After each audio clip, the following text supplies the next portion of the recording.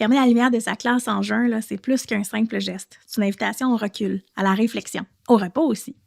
Aujourd'hui, dans Avec ou sans accent, je propose un épisode un petit peu particulier, un moment de pause comme quand on dépose enfin ses clés en fin de journée. Parce que c'est la fin de l'année scolaire, on est fatigué, épuisé, éreinté même, mais j'ai envie quand même de parler de ce que ça veut dire encore aujourd'hui, enseigner. Malgré l'usure, malgré les coupures, malgré la fatigue, peut-être un petit peu à cause de tout cela en fait, que je pense encore qu'enseigner, c'est le plus beau métier du monde.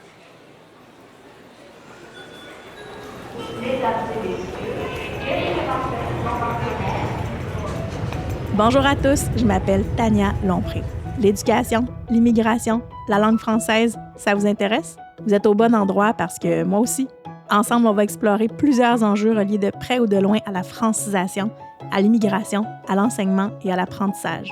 On va aussi aborder les politiques publiques et l'actualité reliées à ces thématiques. De mon côté, je suis une fille super animée par l'idéal de faire du Québec un endroit où tous peuvent s'épanouir en français, avec ou sans accent. J'ai la tête qui foisonne d'idées, d'opinions et de solutions. On ne sera peut-être pas toujours d'accord, hein? Mais n'est-ce pas une des facettes de la diversité qui fait que c'est vraiment beau chez nous? Alors, bienvenue à tous sur le balado avec ou sans accent.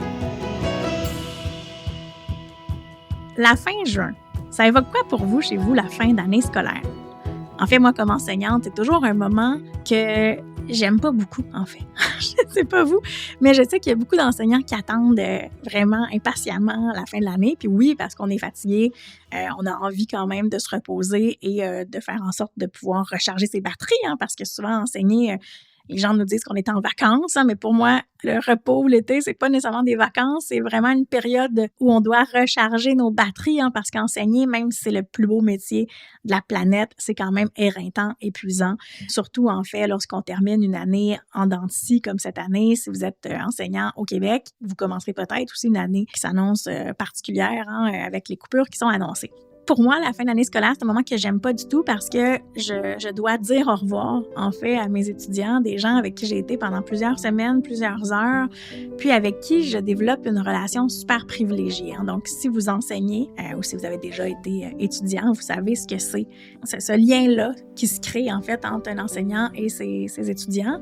Et moi qui enseigne dans un milieu migratoire, donc avec des gens qui arrivent au Québec, donc je pense que cette relation-là est encore plus importante parce qu'on a vraiment plusieurs rôles ou une grande importance pour certains étudiants, surtout ceux qui arrivent en début de parcours. Moi, je suis enseignante, c'est ma 18e fin d'année scolaire, donc je vais commencer ma 19e année d'enseignement l'année prochaine. Ça ne me rajeunit pas, mais à chaque fois, je suis dans le même état de vulnérabilité et d'un peu tristesse là, de dire au revoir à des gens que j'ai vus lorsqu'ils sont arrivés, donc parce que j'ai passé la majorité de mes années d'enseignement avec des étudiants débutants. Si vous me connaissez, vous savez que j'aime les extrêmes. J'aime enseigner dans les niveaux 1, 2 ou les niveaux 7, 8 lorsqu'on parle du programme de francisation des adultes au Québec, mais c'est la même chose lorsque j'enseignais au secteur jeune, au primaire ou au secondaire. J'aimais vraiment les classes de palier 1, par exemple, les étudiants débutants, ou ceux qui étaient vraiment près de la transition, là, donc prêts à intégrer les classes régulières. Donc, j'aime les extrêmes. Et justement, quand on est en francisation avec des étudiants qui débutent, ben on part de zéro, puis on voit vraiment la progression au quotidien, à tous les jours. Et je trouve que ce rôle est extraordinaire. Et ce que j'ai comme posture, moi, de personnes qui enseignent la base et qui voient finalement au fil des semaines des gens qui commencent à parler, c'est magique. Et c'est comme ça aussi que je quitte mes étudiants. Donc, ils ont la base, ils sont prêts à aller au niveau 3 l'année prochaine, mais ils sont vraiment des petites fleurs. Là, ils commencent à pousser, puis à commencer à parler. Puis des gens qui me faisaient des gros yeux quand je demandais leur prénom au premier cours, ben là, maintenant, sont capables de partager avec moi beaucoup plus. Et pour moi, c'est une grande fierté, mais pour eux aussi, surtout. C'est pour ça aussi que pour moi, la fin d'année scolaire, c'est un petit vertige, en fait. Tu sais, je pense à tout ce que j'ai donné, tout ce que j'ai adapté, planifié, porté à bout de bras, tout ce qu'on a improvisé quand des trucs marchaient pas. Je revois les gens que j'ai touchés, puis tout ça qu'on a rejoint des fois comme je sais qu'on a moins rejoint, hein, aussi. On pense à comment on pourrait améliorer certaines choses ou certaines approches avec des personnes avec qui ça n'a pas fonctionné. Et malgré la fatigue, moi, que j'ai en fin d'année, il y a toujours cette idée qui revient en moi que d'enseigner, c'est de s'exposer. Hein? Puis pour moi, si on n'est pas capable de s'exposer, enseigner, c'est pas un métier qui va nous plaire. Ça, c'est une acceptation que je fais tous les jours, de me dire que quand j'enseigne, il n'y a pas juste Tania, l'enseignante, qui est là, mais il y a aussi Tania, la porteuse de repères culturels, qui est dans la classe. Je dis ça parce que quand on est en francisation, on est souvent les premiers Québécois. Là, évidemment, si vous enseignez en Colombie-Britannique ou en Ontario ou ailleurs dans le monde, bien souvent, vous êtes le premier francophone que les gens vont rencontrer. Donc, pour moi, c'est vraiment de me dire que la personne qui rencontre, moi, Tania, c'est pas seulement l'enseignante, mais c'est aussi la première Québécoise avec qui ils vont, de qui ils vont écouter la voix, l'accent, la première qu'ils vont écouter avec attention, la première personne qu'ils vont entendre pendant des heures. Donc, je deviens comme le premier repère linguistique et aussi un repère culturel. Donc, c'est moi qui dois montrer, par exemple, des choses de base, comment on se présente, comment on va se présenter, comment on regarde les gens ou pas, quel premier contact on a avec les gens ou à la société. Et toute l'interaction qu'on va avoir aussi. En dehors de ça, là, je parle beaucoup du repère linguistique et du repère culturel, mais on devient aussi, surtout en francisation, un repère émotionnel. Parce que la langue, c'est pas toujours juste une histoire de mots, c'est aussi tout le regard qu'on reçoit de l'apprenant, mais tout le regard qu'on lui donne aussi, toute la confiance qu'on leur donne, parce que pour moi, parler une langue, c'est d'avoir confiance en soi lorsqu'on la parle. Puis, pour être fluide, tout ça, il faut être capable de se sentir bien, de quitter sa zone de confort, de prendre des risques. Et ça, je pense que c'est vraiment la relation avec l'enseignant qui porte cette confiance-là. Et c'est pour moi ce qui est le plus important dans mon rôle. Donc, de développer cette confiance-là et cette relation-là avec les gens pour leur donner envie et pour sortir de la zone de confort pour débuter en fait une nouvelle vie dans une nouvelle langue. Puis parfois, mais même souvent, en francisation ou en classe d'accueil, on devient des modèles. C'est pas parce qu'on cherche à devenir un modèle, c'est parce que dans les yeux des apprenants, on incarne vraiment quelque chose d'atteignable, de réconfortant, d'humain. Puis pour moi, c'est super important que ces premiers contacts-là avec la société soient positifs. Puis, rester dans le positif quand on est enseignant et quand on termine une année scolaire dans des contextes complexes. Cette année, nous, en francisation, on a eu des ruptures de service, des fermetures de classe. Moi, j'ai commencé l'année scolaire sans classe. J'ai retrouvé mes groupes là, à partir du mois de janvier. Donc, j'étais plusieurs semaines à faire autre chose qu'enseigner. Et pourtant, enseigner, c'est ce qui me donne le plus comment je pourrais dire ça, d'essence au quotidien. Donc, c'est là que je vais chercher vraiment ce qui est le plus authentique, je crois, dans mon horaire ou dans ma carrière. Donc, j'ai besoin de la classe et je ne l'ai pas eu pendant plusieurs semaines, même plusieurs mois. Je ne suis pas la seule, il y a des tonnes de personnes à qui c'est arrivé cette année. Et l'année prochaine, on ne sait pas non plus exactement là, si tout le monde aura du travail, même qu'on annonce là, dans les nouveaux budgets que le soutien linguistique sera peut-être chose du passé pour la prochaine année scolaire. Donc, c'est très difficile d'enseigner dans ces contextes-là et de se rendre compte qu'on est quand même, nous, en train de porter à bout de bras l'école publique du Mont-Québec ou les services de francisation publique, là, donc que ce soit dans les classes d'accueil au primaire, dans le soutien linguistique, dans la classe d'accueil au secondaire, avec des adultes, dans des écoles privées, dans des écoles de langue, partout. Là, je parle du public, mais aussi du privé, là, mais on tient ces gens-là au bout de nos bras avec moins de budget, moins de services et tout ça, mais on croit quand même à ce qu'on transmet. Donc, c'est super important de rester, je crois, dans cette confiance-là, malgré tout ce qui s'écroule autour de nous. On va pas se mentir, là, enseigner aujourd'hui, c'est vraiment pas simple. Il y a des compressions, des classes qui sont fermées, des ressources qui disparaissent. On peut parler d'orthopédagogie ou de TES qui ne seront plus nécessairement dans nos classes l'année prochaine, mais quand moi, je ferme la porte de ma classe le soir, il y a quand même une chose qu'on ne pourra jamais couper. C'est la relation que je me crée avec mes étudiants. Puis ce lien-là, il doit rester tenace, malgré tout ce qui se passe autour. Puis, ce lien-là, il se construit avec des petits moments parfaits. Donc, la première fois que je vais réussir à prononcer adéquatement le prénom d'un apprenant, par exemple. J'ai eu un apprenant cette année qui s'appelait Seri, S-E-R-H-I-I, en ukrainien, et je l'ai appelé Seri toute la session, jusqu'à temps que la dernière journée, ils me disent « Madame, mon nom, c'est Sergei. » Mais elle ne l'avait jamais dit, mais je pense que, à ce moment-là, c'est drôle, c'est une anecdote, mais de dire que quand un élève entend pour la première fois son prénom bien prononcé, quand il se met à rire avec nous parce qu'il a mal prononcé ou qu'il a dit autre chose ou que tout le monde autour de lui s'en rend compte, cette espèce de relation-là que ça crée aussi entre les apprenants. Puis, un moment précieux, en fait, où une personne, pour la première fois, va lever sa main en classe ou va poser pour la première fois une question ou quelque chose, c'est comme « Oh mon Dieu, il est capable de poser une question cette fois-ci », tu sais. Puis c'est tous ces petits instants-là qui me rappellent pourquoi moi je fais ce métier-là malgré tout, tu sais. Cette semaine, à la fin de l'année, j'ai un étudiant qui m'a demandé, tu sais, « Madame, tu souris tout le temps. » Il ne m'a pas dit comme ça, là, c'était en fragnol, français, espagnol, français, là, en 3 langues, disons. Mais ce qu'il voulait dire, c'était que « Madame, tu souris tout le temps. » Est-ce que c'est parce que t'es comme fake, parce que tu souris, parce que tu sais pas quoi faire, ou c'est vraiment parce que t'es vraiment l'enseignante la plus heureuse d'enseigner que j'ai jamais rencontrée, tu sais? Puis il a comme arrêté de parler lui-même, puis s'est dit, ben non, je le sais dans le fond, t'aimes vraiment ça. Tu souris tout le temps, puis moi, ça me donne envie d'apprendre.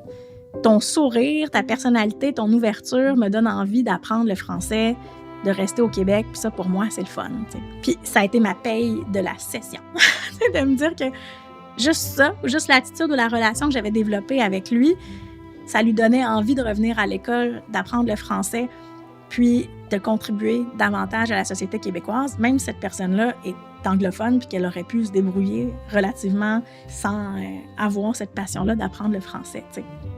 C'est drôle parce que dans la même journée, qui est la dernière journée scolaire, en fait, ben, on fait toujours un petit repas partage. Je ne sais pas si c'est votre cas dans vos classes, mais moi, c'est une tradition que je conserve, là, évidemment, sauf pendant la pandémie où on ne pouvait plus le faire, mais depuis ce temps-là ou avant ça, je fais toujours des petits repas partage. Tu sais, même si les gens ont peu de moyens souvent, mais tu sais, je leur dis, ben, apportez juste une bouteille de boisson gazeuse, un sac de chips, c'est pas grave, tu sais, on passe juste un bon moment ensemble, tu sais. Puis, je leur mets toujours de la musique, tu sais. Puis, évidemment, tu sais, j'ai des classes souvent de latino, tu sais, surtout. Fait qu'on écoute beaucoup de musique latine au dernier dîner. Puis, je demande toujours à tout le monde de présenter une chanson de son pays, tu sais, qu'on connaît ou qu'on connaît pas. J'ai fait des super découvertes de musique ukrainienne ou philippine, là, dans les dernières semaines, tu sais. Et il me demande toujours après, ben toi madame, peux-tu mettre une autre chanson? Puis j'en mets beaucoup, là. Moi, des chansons dans ma classe, c'est un matériel pédagogique de base, là, fait que j'en fais au moins une par semaine, mais j'ai terminé l'année scolaire en leur faisant jouer la vidéo de Jean-Pierre Ferland avec Céline Dion et Ginette Renault qui chantent un peu plus haut, un peu plus loin, tu sais. Ils sont tous arrêtés de parler. Parce que là, ils étaient comme, oh mon Dieu, tu sais, c'est beau. J'ai même une étudiante qui pleurait. Puis il y a quelqu'un qui m'a montré la chair de poule sur son bras en me disant, Madame, comment on dit ça en français? Chair de poule. Puis, tu sais, pour moi, ça, c'est un salaire extraordinaire. Puis, malgré le fait que j'ai reçu ce jour-là, là, des cadeaux, là, des cartes, des chocolats, des savons, ma vraie paye, c'est pas ça. Mon vrai cadeau, c'est pas ça. C'est que les gens soient contents. Et c'est pour ça, ces moments-là que moi, je continue d'enseigner. Souvent, on me dit, ben, tu as un doctorat, qu'est-ce que tu fais encore dans une classe? C'est comme si l'enseignement n'était pas considéré autant que ce que je pourrais faire avec un diplôme de doctorat, tu sais. Puis je leur dis, ben non, moi, mon essence, elle est encore dans une classe, elle est encore dans la relation avec les gens que je développe. Tu sais, on ne sait jamais vraiment ce qu'on laisse derrière nous, hein. Tu sais, on sème sans savoir ce qui va pousser, tu sais. Puis un jour, il y a des anciens étudiants qui réapparaissent, tu sais. C'est drôle parce que encore cette semaine, il y a un de mes élèves de 2009, ça fait 14 ans. C'était au centre Tétroville, au CSSDM. Il n'y a même plus de francisation au centre Tétroville depuis plusieurs années, mais enfin, s'est abonné à mon LinkedIn. Je ne sais jamais comment il faut prononcer ça. Puis, sous une publication, il m'a écrit, puis là, je le cite là, mot à mot, parmi mes profs de francisation, il y en a une qui reste inoubliable. Une enseignante en art qui m'a encouragée à apprendre et à adopter le français comme deuxième langue. Avec son style unique puis son dynamisme, il a vraiment écrit « puis son dynamisme », elle a fait la différence dans ces moments-là, plein d'incertitudes puis de peur lorsqu'on émigre. Il a aussi utilisé « puis ». Puis je fais juste le lire, puis ça me fait encore quelque chose, mais ça m'a bouleversée. Puis tu sais, en plus, le fait de voir que son message était écrit dans un français parfait, mais truffé de petites expressions orales de français québécois, là, vraiment vivant, habité, assumé. J'avais vraiment les yeux plein d'eau. Puis j'ai comme, oh mon Dieu, les réseaux sociaux, c'est fait pour ça, je pense, pour ce genre de petits moments-là. Puis de me dire, ben, tu sais, si j'ai réussi à avoir un seul étudiant comme ça, tu sais, qui me dit que je l'ai encouragé à adopter le français comme deuxième langue, pour moi, ma mission de vie est presque déjà faite, réussie. C'est drôle parce que, je sais pas vous, mais moi, je rencontre souvent là, d'anciens étudiants parce que j'enseigne pas j'ai enseigné longtemps à Montréal, là, mais j'enseigne sur la Rive-Nord de Montréal maintenant. Et c'est plus petit, hein, les villes sont plus petites, fait que souvent, je vais au magasin, je vais quelque part, puis je croise des gens. Fait que j'ai la chance d'avoir des témoignages comme ça qui me font du bien. Puis, il y a quelques mois, je suis allée à Montréal dans un magasin, dans un centre commercial pour acheter quelque chose, puis j'ai vu une femme qui m'a dit « Madame Tania, est-ce que tu te souviens de moi? » Puis là, elle me dit son prénom. J'étais dans votre classe, j'avais été ma première enseignante en classe d'accueil. Puis son français était parfait, il n'y avait pas une once de... on ne pouvait pas savoir que le français n'était pas sa langue maternelle. J'étais comme « Oh mon Dieu, c'est beau, c'est pour ça, tu sais, qu'on fait, je crois, ce métier-là, tu sais, malgré le fait que nos plafonds, sont pas toujours en bon état, qu'on peut pas toujours boire l'eau dans nos écoles ou que, l'état de nos planchers laisse à désirer. Ça, pour moi, c'est pour ça que je reste dans une classe, hein. Je pense que c'est vraiment important de voir que, tu sais, non, on récolte pas toujours ce qu'on sème, hein, mais parfois la vie nous montre qu'on a semé dans un bon sol, puis qu'enseigner, c'est pas juste au moment où on le fait, mais ça peut avoir de l'impact et de l'influence pendant plusieurs années. Souvent, on se dit, est-ce que je recommence? Moi, je finis presque toujours mes années en me disant, est-ce que je vais retourner en classe l'année prochaine? Premièrement, parce que je suis pas permanente depuis jamais, en fait. je ne suis pas permanente. Et cette année, en fait, c'est une année où j'ai peur parce que j'ai douté au début de l'année scolaire en me disant, mon Dieu, je ne sais pas si je vais avoir une classe cette année. J'en ai pas eu non plus. J'en ai eu une plus tard, comme je vous l'ai dit, en janvier. Puis après, quand la session universitaire s'est terminée, avril, mai, juin, je suis retournée enseigner à temps plein. C'est souvent quelque chose que je fais d'ailleurs, là. Chaque fois, je me dis, est-ce que l'année prochaine, je vais avoir un poste? Puis cette année, je pense qu'on est plusieurs, là, si vous êtes enseignant en français langue seconde au Québec, là, autant dans les classes d'accueil, primaire, secondaire, adultes, que dans les postes de soutien linguistique, c'est sûr que vous posez un peu les mêmes questions que moi en ce mois de juin-ci, à se dire, est-ce que je retourne enseigner en septembre? Puis on ne le sait pas nécessairement, tu sais. Puis des fois, on se demande si ça vaut encore la peine. Est-ce que je vais rester? Est-ce que je vais faire autre chose? Est-ce que je vais aller faire un meilleur salaire ailleurs ou dans un endroit où j'ai des meilleures conditions de travail ou au privé où je vais avoir plus de ressources? Je pense qu'on s'est tous posé ces questions-là un petit peu. Puis moi, chaque fois que je me suis demandé si ça valait encore la peine, quelqu'un, quelque part, m'a donné la réponse. Que ce soit un petit sourire, un mot, un petit message sur Facebook, un madame croisée au magasin. Tout ça, ça me donne les réponses. Puis enseigner, oui, c'est s'exposer. C'est surtout s'exposer à l'autre, à ce qu'il peut devenir aussi. Puis pour tout ça, moi, je vais recommencer demain, puis après-demain, puis aussi longtemps qu'on me laissera une salle de classe, un groupe, une occasion d'enseigner le français, je resterai là. Donc, j'espère que je pourrai le faire encore plusieurs années, même si j'ai profité de mon été tranquillement cette année. Je vous laisse un petit peu avec cette question-là. Avec qui avez-vous créé un repère important cette année? Quelles traces vous avez laissées, même sans le savoir? Ça a été quoi les plus beaux moments de votre année scolaire? Dans quelle petite seconde ou minute ou heure vous vous êtes dit, mon Dieu, je suis à la bonne place et c'est pour ça que je reste ici? Qu'est-ce que vous voulez continuer à incarner pour vos apprenants, pour les nouveaux arrivants que vous rencontrez? Je pense que c'est des questions de bilan qu'il faut se poser en fin d'année scolaire. Puis je vous remercie à tous de m'avoir écouté aujourd'hui, même si c'est un épisode un petit peu plus personnel. Surtout, merci à tous les enseignants qui sont à l'écoute pour enseigner. Merci d'enseigner à tout le monde. Merci d'être là. Merci de votre patience. Merci même pour cette anxiété-là que vous avez vécue cette année, mais qui vous a fait sentir vivant quand même, puis qui vous a fait vous rendre compte que vous aimiez enseigner. Puis merci de continuer malgré tout. Puis j'espère bien vous revoir en classe bientôt. Bonne journée! Merci infiniment d'avoir écouté Avec ou sans accent aujourd'hui.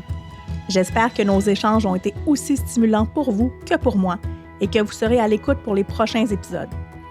Avant de vous laisser partir, permettez-moi de vous poser une question. Qu'est-ce qui vous a le plus interpellé dans cet épisode? Quelles réflexions vous ont traversé l'esprit? N'hésitez pas à m'écrire afin de partager le tout avec moi. N'oubliez pas non plus de vous abonner au balado pour ne manquer aucun épisode. Faites découvrir Avec ou sans accent à tous ceux qui partagent nos passions pour ces sujets. Vous avez envie de travailler avec moi? N'hésitez pas à me contacter pour connaître mon offre de service ou visiter mon site web. Au plaisir de vous retrouver pour notre prochain épisode. À très bientôt!